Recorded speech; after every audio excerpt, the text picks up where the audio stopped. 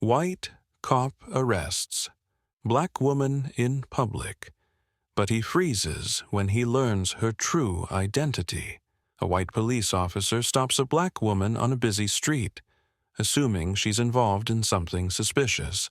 Without evidence, he arrests her, confident in his authority and certain of his assumptions. But as the situation escalates, the officer is completely unprepared for the shocking truth about who she really is. In a single moment, everything changes, leaving him stunned and full of regret. You won't believe the twist that turns this story upside down. Before we get started, tell us where you're watching from. Drop your location in the comments and make sure to subscribe for more stories that uncover truth and justice. This is one story you won't want to miss. The officer adjusted his belt as he stepped onto the sidewalk, his sharp eyes scanning the crowd. He wasn't patrolling aimlessly. His instincts told him to be alert. A woman stood out to him, walking with confidence through the bustling street. Her polished appearance and composed demeanor didn't sit right with him. Something about her presence felt off, or so he thought. She was a black woman in her late 30s, carrying herself with the kind of self-assuredness that came from years of perseverance. Behind her calm exterior was someone who had faced more challenges than most people would understand. Every step she took was purposeful, each decision a reflection of her intelligence and resilience. Her confidence wasn't arrogance. It was earned through battles she'd fought and won. The officer's gaze lingered, his rigid mindset shaping his assumptions. He believed his years of experience gave him the ability to identify trouble before it happened. To him, she didn't fit. And when things didn't fit, they deserved questioning, or so he thought. His belief in his own authority was absolute, and his biases went unchecked, influencing his every move. The street around them was alive with noise. The hum of passing cars blended with snippets of conversations. The rhythmic clinking of heels on pavement added to the chaos of the urban scene.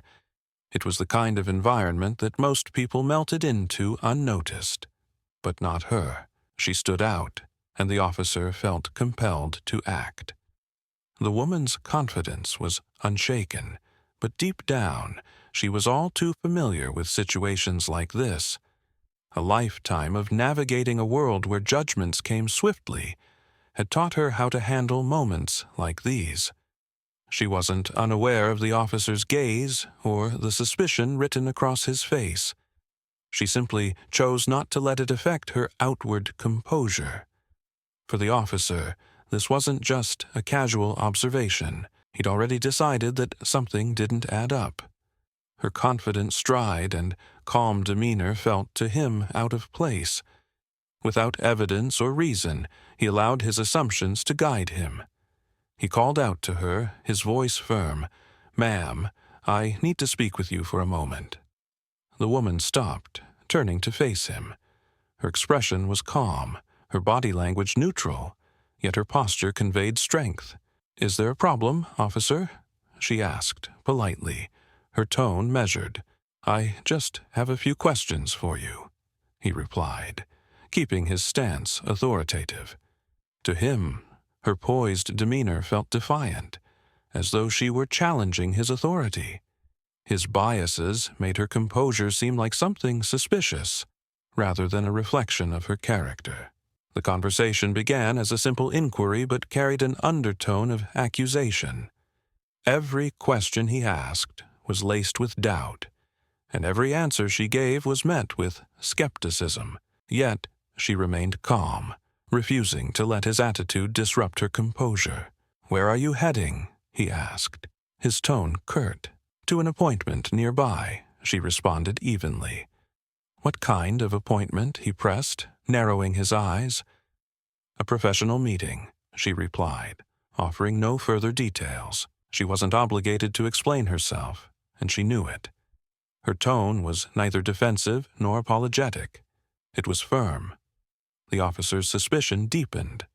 To him, Her refusal to over-explain felt like defiance. He didn't consider that her calm responses were a reflection of her confidence and experience, not guilt. His own biases blinded him to the truth.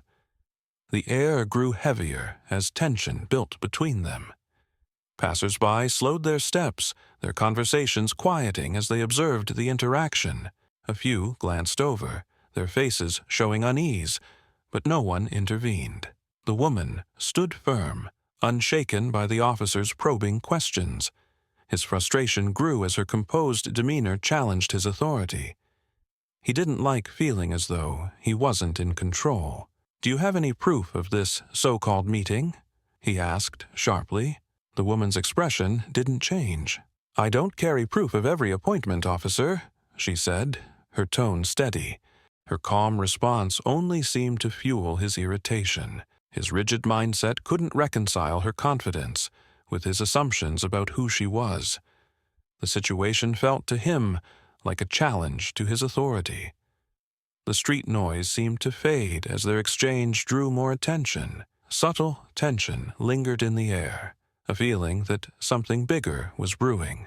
Neither the officer nor the woman knew it yet, but this moment would define both of them in ways they couldn't imagine.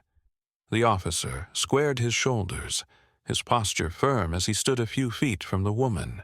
"Ma'am, I'm going to need to see some identification," he said, his tone clipped and authoritative. The murmurs of pedestrians passing by grew quieter as a few people slowed their pace, glancing toward the scene.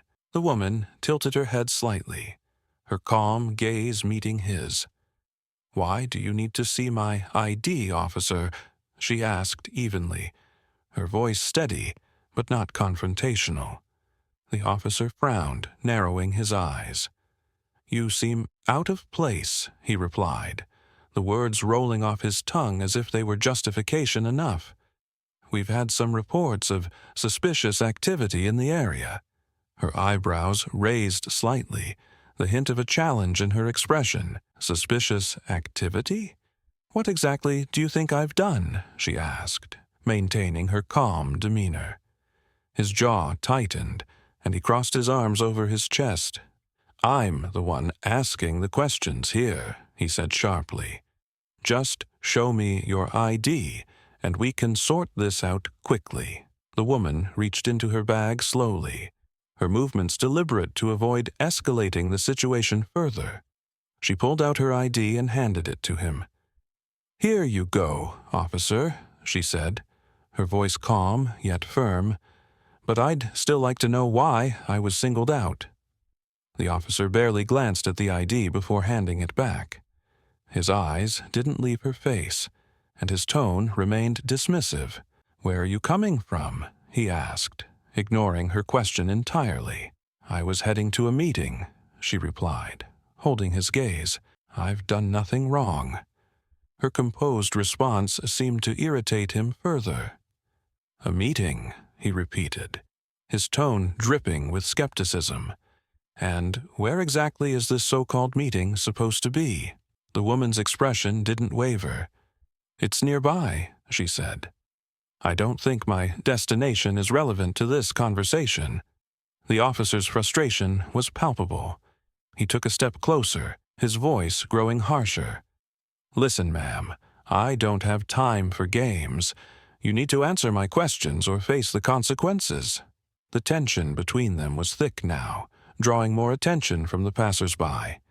A man standing a few feet away muttered under his breath, "This doesn't look right." A woman with a stroller paused, glancing between the two before shaking her head and continuing on. The woman remained composed, her calm demeanor an unspoken challenge to his authority. "Officer," she said, her voice steady, "I've cooperated fully. I've shown you my ID, and I've answered your questions. What exactly are you accusing me of?" The officer's expression hardened, and he took another step closer. "I don't need to explain myself to you," he said, his tone cold. "Your behavior is suspicious, and I'm trying to determine if you're involved in anything illegal." Her calm expression turned slightly incredulous. Suspicious? For walking down the street? She asked. I'm simply going about my day. If that's a crime, I'd like to hear which law I've broken. The murmurs among the onlookers grew louder. A teenager pulled out their phone, quietly recording the interaction. Another voice from the crowd muttered, "This doesn't seem right at all." The officer glanced toward the crowd, his irritation growing. "This isn't a public debate," he barked. "You need to comply, or I'll have no choice but to take you into custody." The woman's eyebrows furrowed slightly, but her voice remained calm. "Take me into custody?" "On what grounds?" she asked. "I've done nothing wrong, and you know it." Her words hung in the air, a quiet but powerful statement that seemed to resonate with the growing crowd. The officer, however, was unrelenting.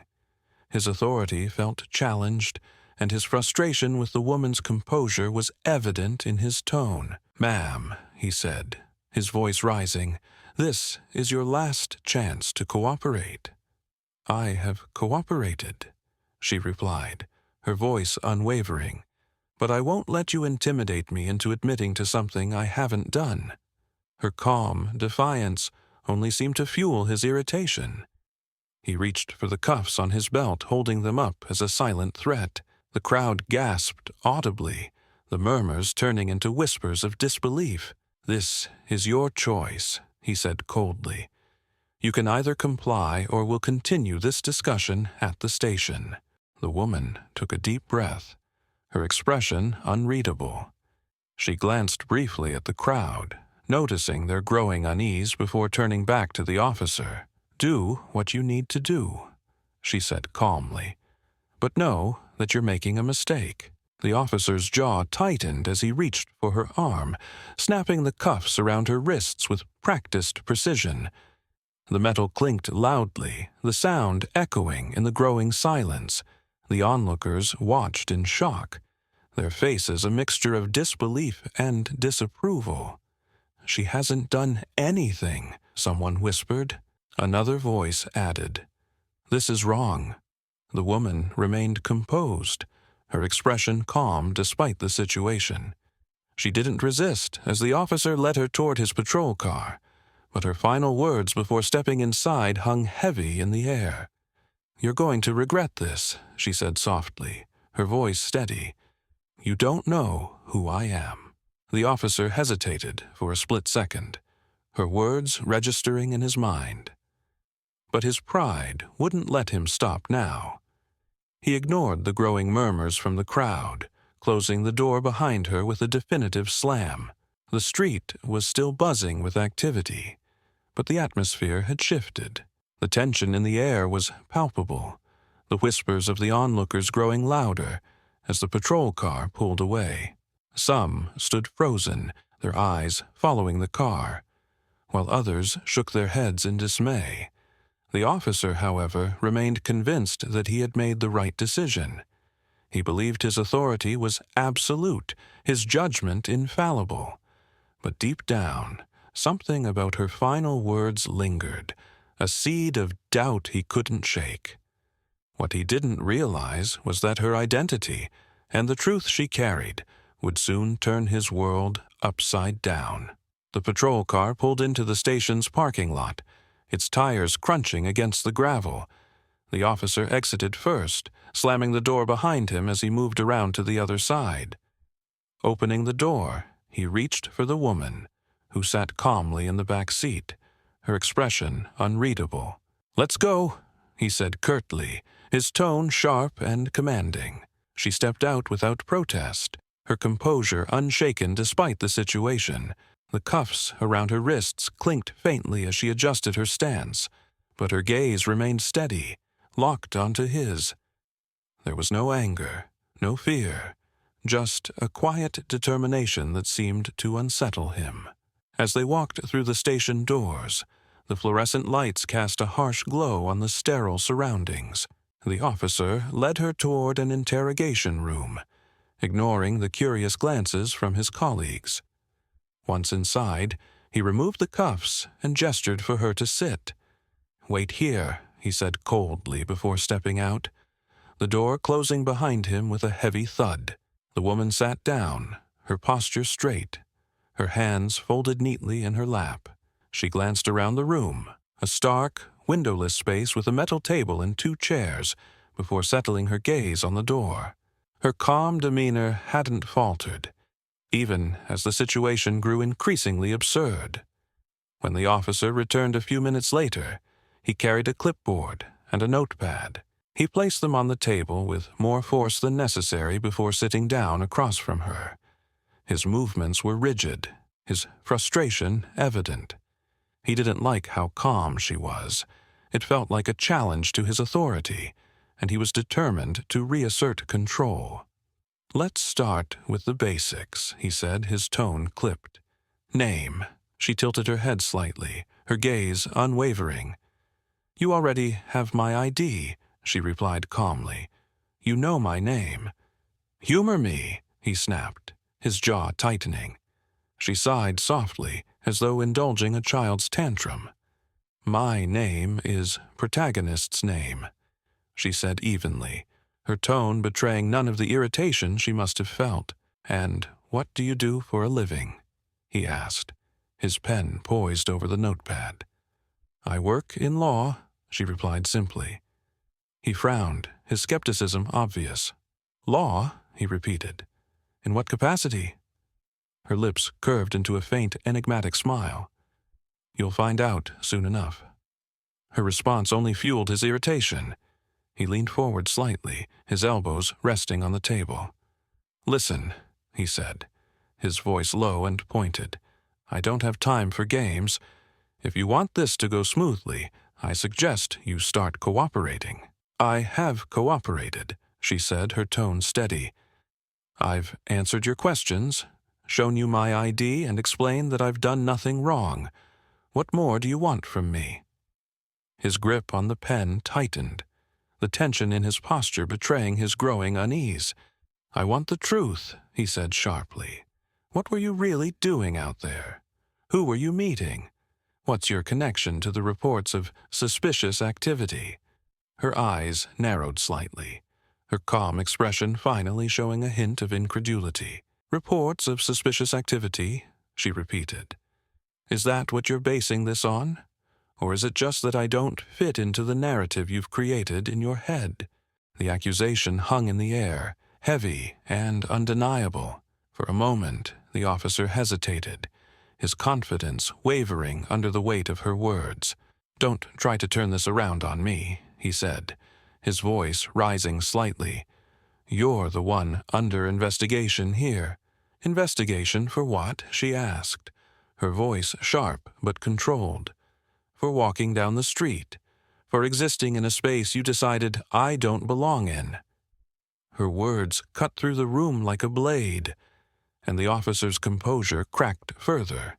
He shifted uncomfortably in his seat, his confidence unraveling with every second of her unwavering gaze. "I don't have to explain myself to you," he said defensively. "Actually, you do," she countered, leaning forward slightly. "As a law enforcement officer, your job is to protect and serve, not to abuse your power or harass innocent people." Her words were calm but forceful, each one landing like a hammer blow. The officer opened his mouth to respond, but no words came out. For the first time, he felt the weight of his actions pressing down on him, the realization creeping in that he might have made a serious mistake. He tried to regain control, straightening his posture and glaring at her. "You think you're smarter than me, don't you?" he said, his voice laced with bitterness. "You think you can talk your way out of this?" "I don't need to talk my way out of anything," she replied firmly, "because I haven't done anything wrong. The only one who needs to explain themselves here is you." The tension in the room was suffocating now, the air thick with unspoken truths and mounting regret. The officer's arrogance had carried him this far, but it was clear he was losing his grip.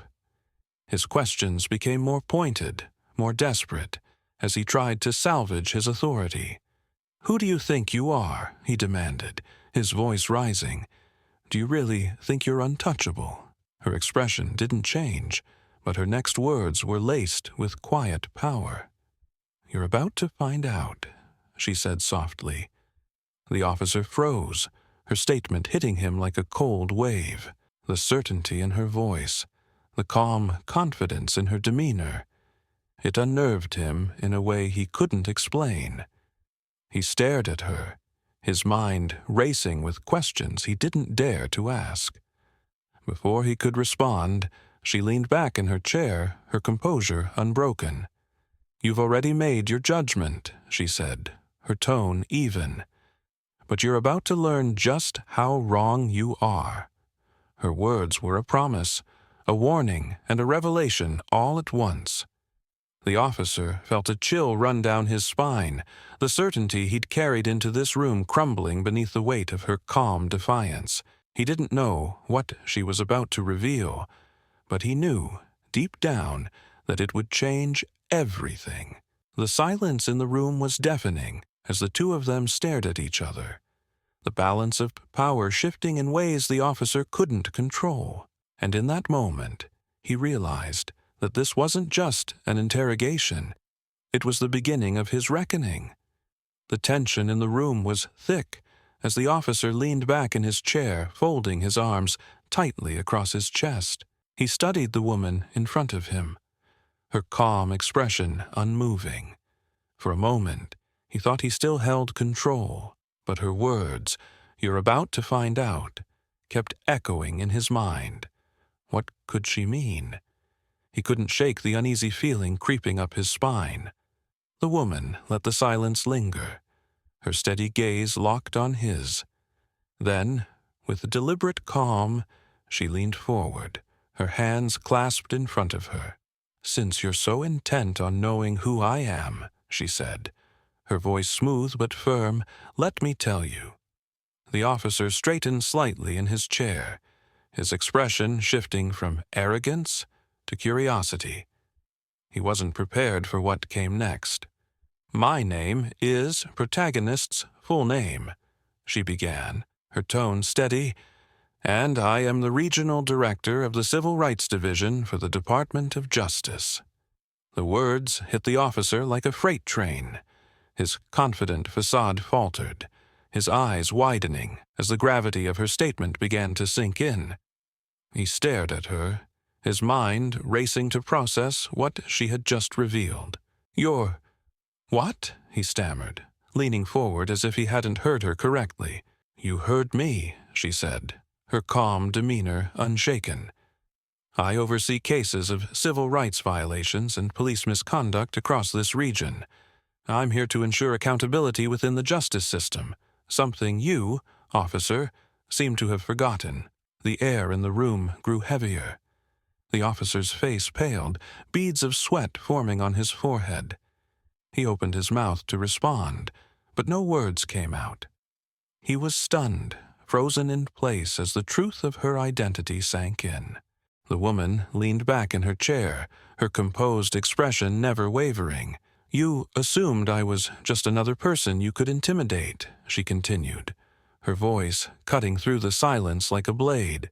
"You judged me based on my appearance, on your biases, without stopping to consider the possibility that I might be more than the story you made up in your head." The officer's breathing grew heavier, his mind racing with regret and confusion. He thought back to the way he had treated her, the dismissive tone, the baseless accusations, the unnecessary arrest. Each memory hit him like a wave of shame, washing over him with unbearable weight. "You've made a series of poor choices today," she said, her voice firm but devoid of malice. "And now you're going to face the consequences." The officer's hands gripped the edge of the table, his knuckles turning white. I didn't know," he said weakly, his voice barely above a whisper. "No," she replied sharply, her tone cutting through his weak attempt at an excuse. "You didn't know because you didn't care to know. You didn't see a person. You saw a problem. And that mindset is exactly what I'm working to change." She paused, letting her words sink in. The officer lowered his gaze, unable to meet her eyes. His arrogance had crumbled, replaced by a crushing sense of regret. The woman leaned forward slightly, her voice softening, but losing none of its strength. "Do you know what it took for me to get here?" she asked, her tone laced with quiet determination. "Do you know how many barriers I had to overcome? How many times I was underestimated, dismissed, or told I didn't belong? People like you tried to hold me back every step of the way, but I didn't let them." Her words carried the weight of her experiences, each one a testament to her resilience. She didn't need to elaborate. The pain and strength behind her voice said it all. The officer listened in silence, his regret deepening with every passing second. "I've dedicated my career to fighting for justice," she continued, "to ensuring that no one else has to endure what I've endured. And today, officer, you've given me yet another example of why my work is so important." The officer's head dropped, his shoulders slumping as the full weight of his actions hit him. He couldn't bring himself to speak, his shame rendering him silent. The woman straightened in her chair, her composure as unshaken as ever. "This incident will not go unnoticed," she said firmly. "Your actions today will be reported, and there will be accountability. You've shown a clear lack of judgment, professionalism, and respect for the people you're supposed to serve." The officer finally managed to find his voice, though it was shaky and weak. I'm sorry," he said, his words barely audible. "Sorry isn't enough," she replied, her tone sharp.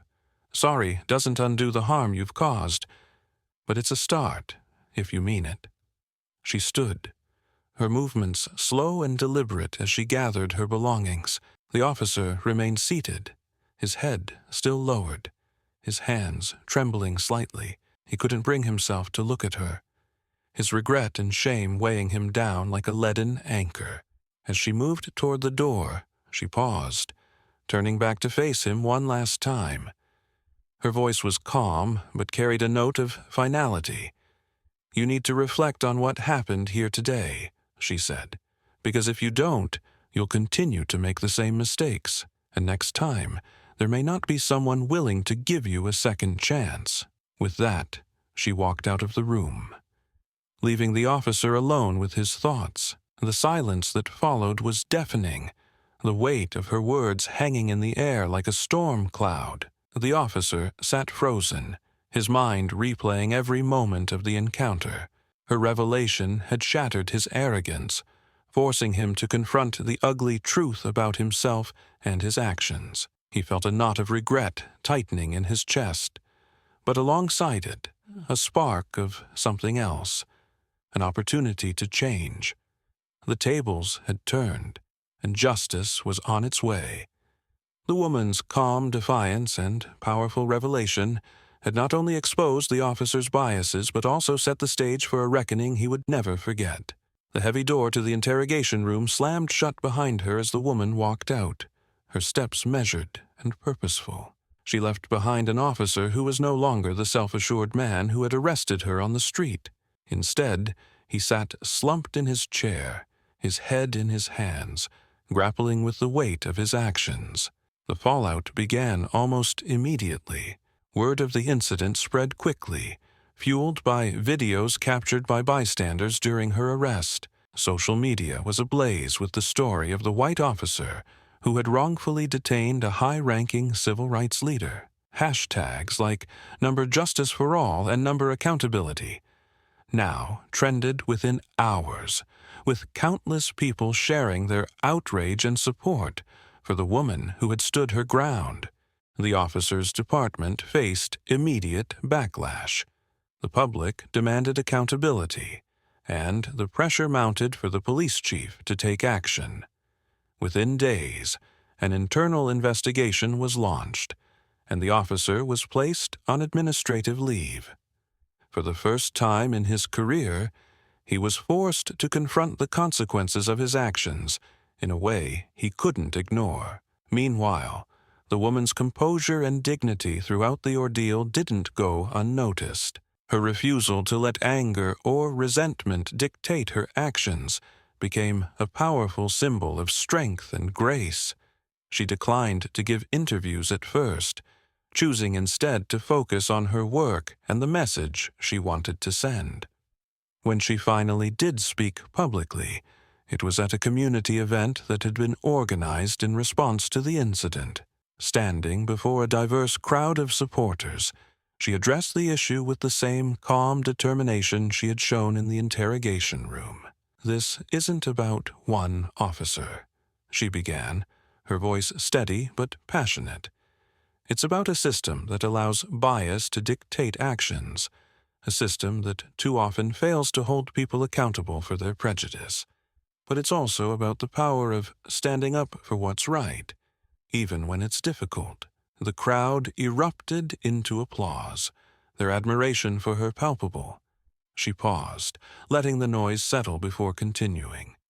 "I could have walked away from this experience bitter or angry, but I believe in using moments like this to educate, to advocate, and to inspire change.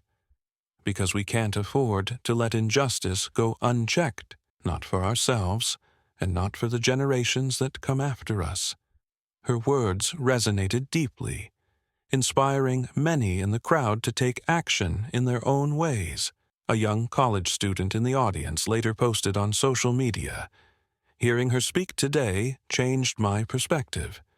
I'm going to law school to fight for justice because of her."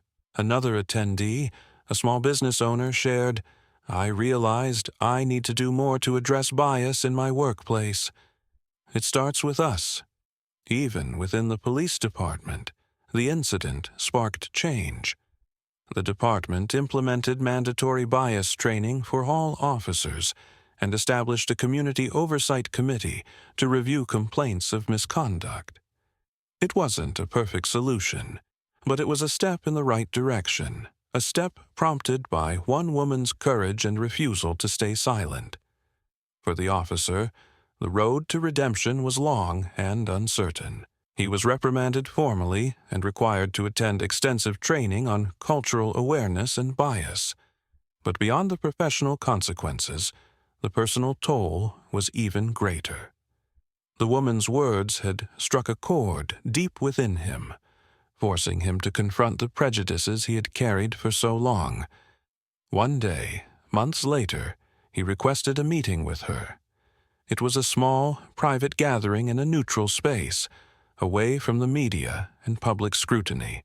When she walked in, her calm demeanor was unchanged, but there was a softness in her expression that suggested she was open to hearing him out. "I wanted to apologize," he began, his voice unsteady. "Not just for what happened that day, but for the mindset I've carried for far too long. I've been blind to my own biases, and I realize now how much harm they've caused, not just to you, but to others I've encountered in my career." She listened quietly, her expression thoughtful. When he finished, she nodded. "Acknowledgement is a start," she said, "but change comes from action. What matters now is what you choose to do moving forward." Their conversation wasn't a resolution in itself, but it was a step toward understanding, a small yet significant moment of accountability and growth. The broader impact of the incident was undeniable. Conversations about prejudice and systemic injustice gained new momentum, both within the community and beyond. People who had once stayed silent began speaking out, challenging biases in their workplaces, schools, and neighborhoods. The woman's actions had sparked a ripple effect, proving that one voice could inspire many. Reflecting on the experience, she often thought about the lessons it had taught her, and the lessons it had taught others. "Prejudice blinds us," she said during one speech, "but understanding and respect have the power to open our eyes. We have to be willing to confront our own biases and work toward a world where everyone is treated with dignity and fairness." Her words stayed with people long after the events had faded from the headlines. For many, She had become a symbol of resilience, grace, and the power of standing up for what's right. As she walked through the streets of her community one evening, she paused to look around. Life had continued as it always did. Cars honked, children laughed, people moved about their day. But she knew that in small yet meaningful ways, the world was changing, and that was enough. As she walked through her community, her head held high, the woman reflected on the journey that brought her here. Her story wasn't just about one moment or one person. It was about the power of courage and composure in the face of injustice. This story reminds us that assumptions can blind us, but understanding and respect have the power to break those barriers. It's through reflection, growth, and action that we create a world where justice and equality thrive. Have you ever faced a moment where you stood up for what's right? What did it teach you about yourself, others, or the world? Share your story in the comments below. We'd love to hear how you've made a difference in your own way. Your voice matters, and it can inspire someone else to stand up too. If this story resonated with you, don't forget to like, share, and subscribe to our channel. Together, we can bring more stories like this to light, stories that challenge us to grow, to think deeply, and to act with compassion and purpose. Thank you for watching. See you in the next story, where we'll continue to uncover the truths that challenge and inspire us all. Stay tuned, and remember, together, we can make a difference.